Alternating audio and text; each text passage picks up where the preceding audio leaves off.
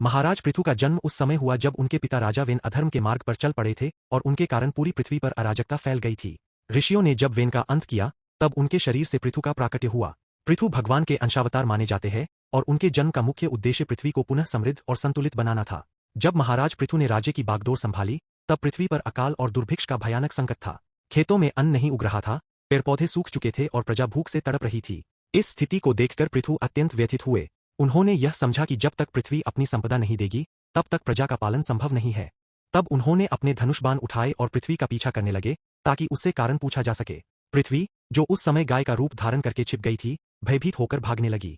महाराज पृथु ने उसका पीछा किया और अंततः उसे रोक लिया।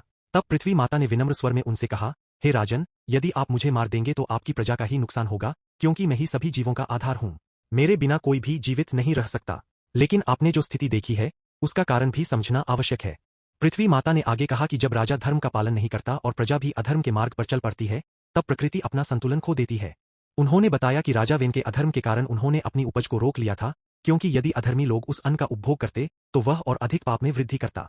पृथ्वी माता ने यह स्पष्ट किया कि वे प्रजा की शत्रु नहीं है, बल्कि उनकी रक्षा के लिए ही उन्होंने ऐसा किया।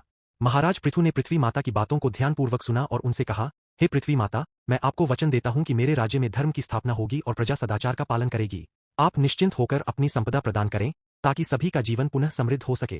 पृथ्वी माता ने उनकी सत्यनिष्ठा और दृढ़ संकल्प को देखकर प्रसन्नता व्यक्त की।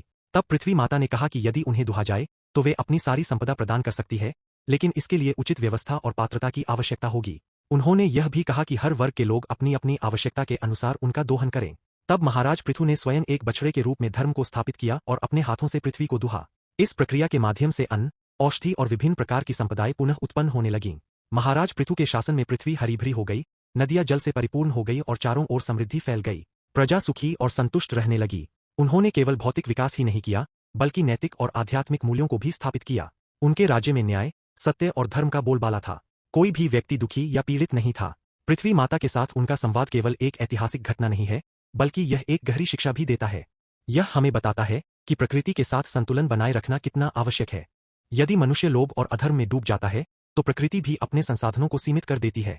लेकिन जब शासक और समाज दोनों मिलकर धर्म और कर्तव्य का पालन करते हैं तब प्रकृति भी उदार होकर अपनी संपदा प्रदान करती है।